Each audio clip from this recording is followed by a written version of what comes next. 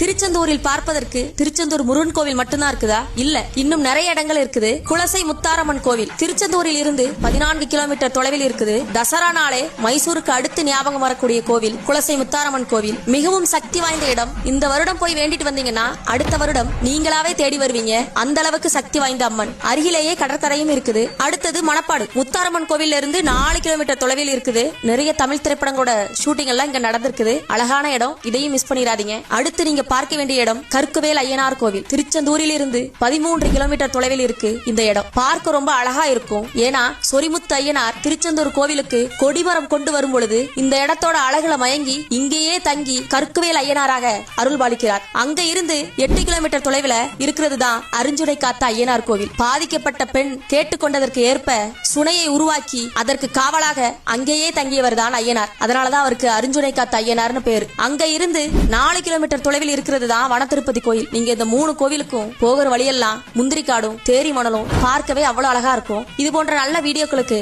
நம்ம சேனலை மறக்காம சப்ஸ்கிரைப் பண்ணி வச்சுக்கோங்க.